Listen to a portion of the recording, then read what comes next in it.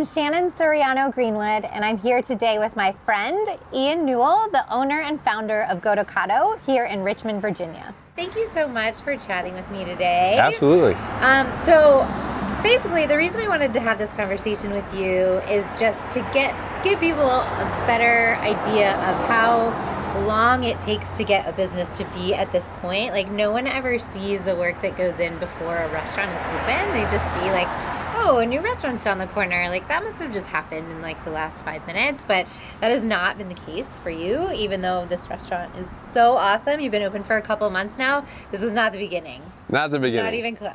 No. So can you tell me a little bit about how Goatocado started? What was the vision when you first opened your first piece of this business, and kind of how that's progressed to now?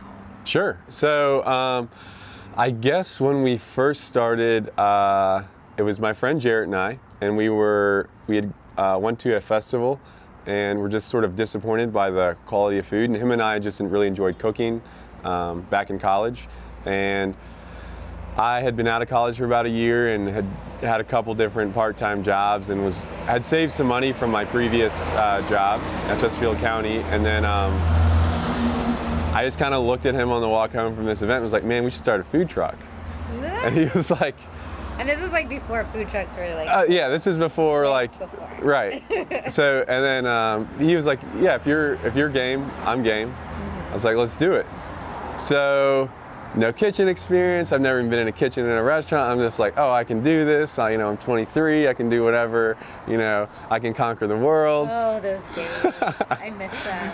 And then we worked our first event, and everything went wrong. So we had like the generator fall, the ovens fall and smash the burners. The oven wasn't working. Like, it was Earth Day 2011. So here in Richmond? Here in Richmond at the Style Weekly Earth Day in Manchester.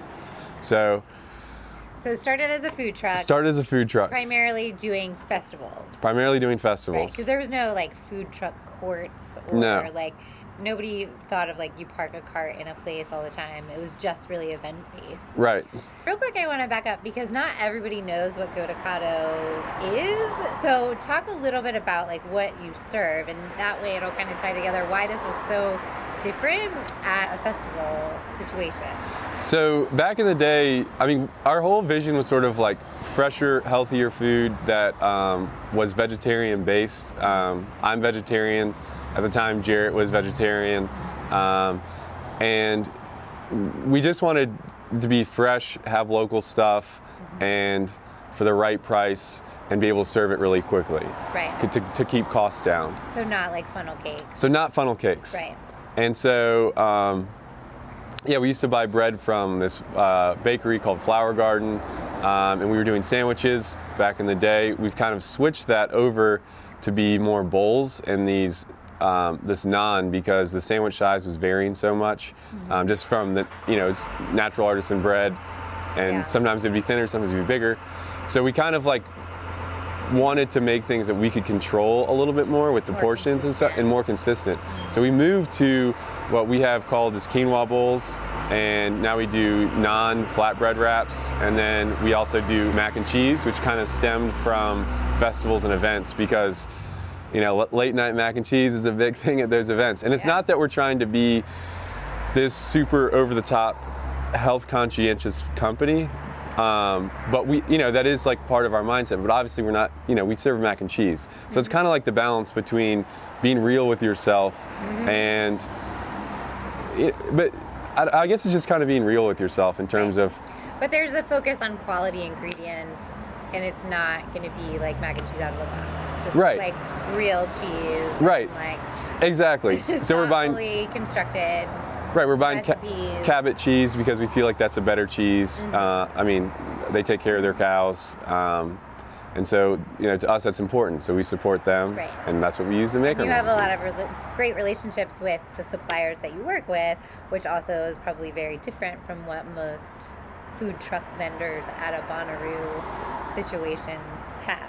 Definitely. Whereas we're coming to Bonnaroo with lamplighter coffee and this artisan bread and all this different stuff. Right. You probably blew people's minds. yeah. And they're like, how are you making this possible? And I'm sitting there, like, I'm not sure. we're not. We are not. Please vacate the tent so I can continue to deal with the mess that I've created. Right. Well, it's funny, when we first met, I think what I like most about you is like you are a dreamer. Definitely. And you have like super crazy big visions for things, and you don't, as this story confirms, always have a plan of how they're going to make it happen. You just have the vision and you just go for it, which I think is really inspiring. I can imagine that can probably like get in your way sometimes. Like, how do you deal with the vision so big, but knowing like you have to like come to work and like cut avocado? Like, right. How do you balance those things? I just cut out everything else in my life pretty much. So it's like, which I've pretty much done. So it's like, this is my life, this is the reality I'm sort of like created, and like, that's just, right. I'm not saying that's a step that everyone needs to take, but to me, to accomplish my vision with the goals of the company, it sort of just naturally made sense for that I would have to kind of go through these trials and tribulations to get where we were. So it's not, right.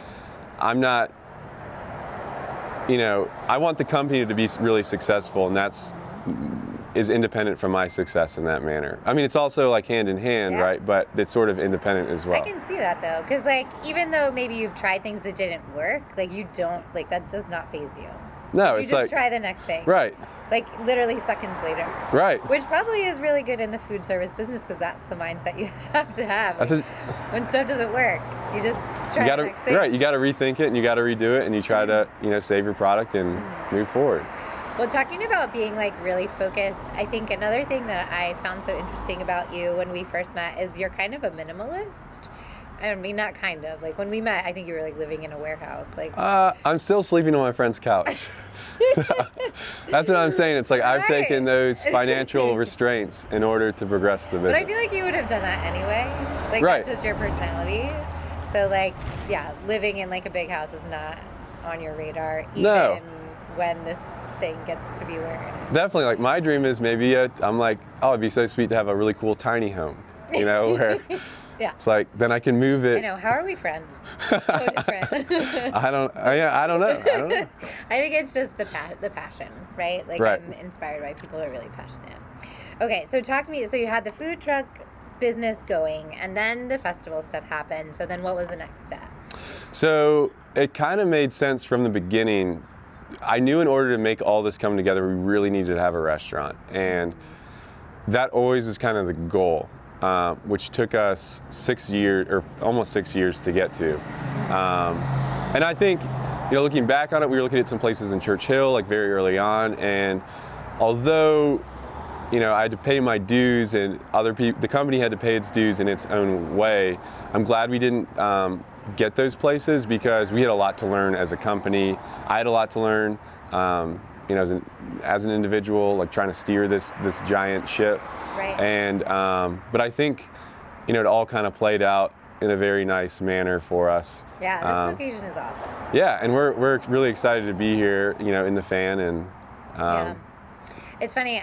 A lot of people that I talked to, myself included, when I opened my first business, there was like a couple spaces that we really wanted. And when we didn't get them, it was like devastating. And then you look back and you're like, oh my God, thank God I didn't end up in that place. Like we would have been miserable there. But I remember when you did first find this spot, and you were like putting together the design schemes and like architecture stuff. Yeah, I was showing you 2 years ago at this one. 2 years ago, right? And I remember you being like, yeah, we're going to be open in the spring. And I was like, I don't know. But if anyone could have done it, it would have been you. But it just takes so much more time. Like, how did you get through that, like 2 years before actually being able to open the doors? That was just a headache in and of itself. But you know, it's just one of those things where I guess I always have the mindset of it's hard to remember frustrations and pains. Like you can associate with those things, but I'm always like, those things are temporary. Right. And so you just keep pushing forward.